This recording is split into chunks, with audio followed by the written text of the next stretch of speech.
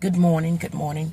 I want to come to you with greetings from the House of Transformation and greetings from Bishop L.D. Parker and Apostle myself, Parice Parker. I just want to encourage you this morning. Suffer not the little children to come unto Christ, and forbid them not to come unto him, according to Matthew 19:14. So many, we have suffered the righteousness of our children. We have provoked them to some of the things that they do. We wonder why the world is like it is. You know, even the churches have gotten so selfish with all of these singles conferences and leadership conferences. What about children's conferences? What about getting out there and being that role model and speaking to these children? Not just complaining about them pulling up their pants, but teaching them and retraining them. See, when I was a little girl, it took a whole village to raise me.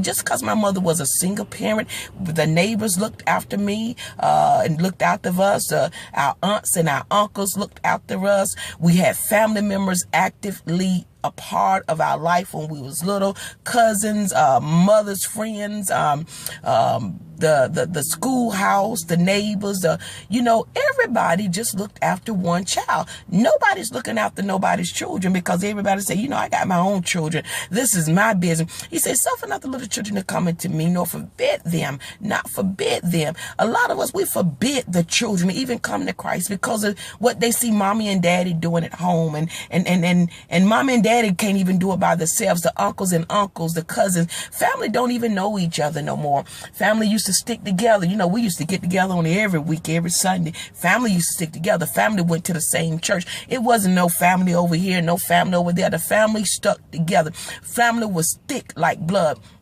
Now it's like water is thicker than blood. And that's a problem. It's something going on. We all have to recheck ourselves, pull the family back together. Family is so important. There's nothing like family. You cannot talk to your family, be around your family all day long, even if you don't have a personal relationship with your family. But I guarantee when you get in the same room, there's an atmospheric change just because you're with your family, because family really matters. We have our DNA. It's more of a unison. It's more agreeable. It's more like family is supposed to look after family. Family is supposed to spend time together, quality time, build relationship, be there to help raise your children, be there in the time of your need, be there when you want to laugh, be there to be your shoulder to cry on. A lot of family don't even know what the other family is going through because family don't even have contact nowadays. And it's a sad thing because we have more opportunity to contact one another, even through Facebook, through Twitter, through email, through cell phones, texting, whatever. You can contact your family member. There's no excuse not to even be close, not to even be family, not to even know what's going on. Because even if you're on Facebook, you should know what's going on with your other family member. Family member need to be there for family members. A lot of us go through so much simply because we help a stranger before we help our own family raise up. We can go help a stranger before we can help our own family. We'll be there by a friend before we be there for a cousin, for a sister, or for a brother. And that is wrong.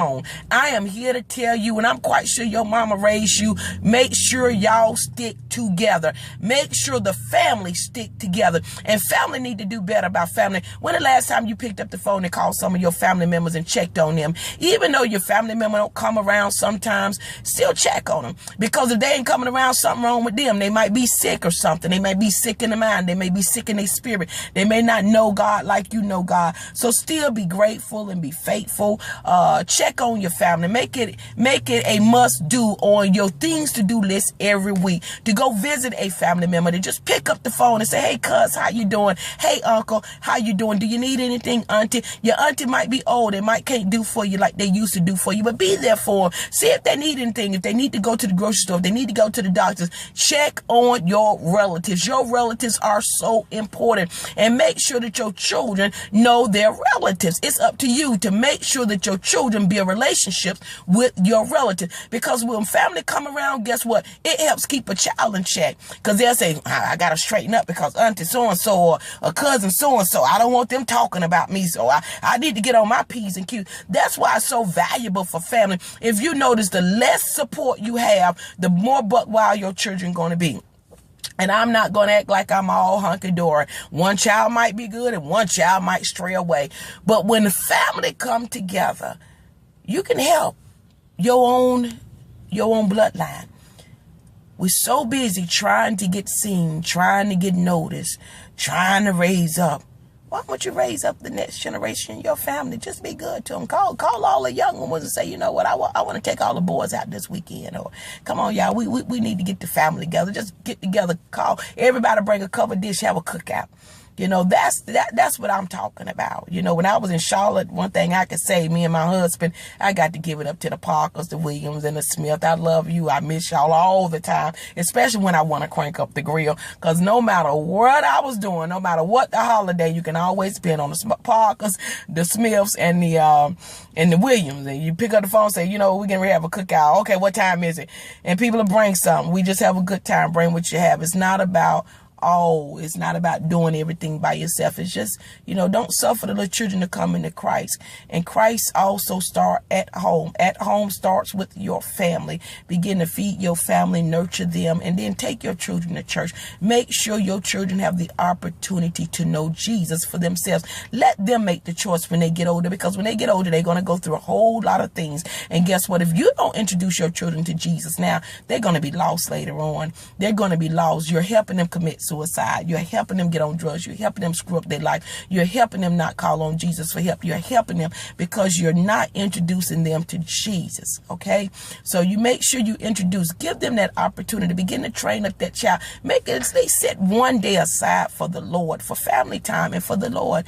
You know, if it's Sunday, if you want to worship on Sunday, make sure you find a place to worship on Sunday. It's no excuse. There's plenty of churches even also open on Saturday. You can go to church and worship on Saturday. So begin to make your day a prime day where you and your family go get together and you worship together. Then go have dinner, cook dinner, have dinner, however you want to do it. But make sure you get your family together and make sure you introduce your family and your children to Jesus, and make sure you teach them the pattern to make sure they be faithful, they tithe, they respect Jesus, and they go to church and they pray. Because it teaches us how to pray. It teaches us and it trains us how to get along later on in life. It teaches us and it trains us.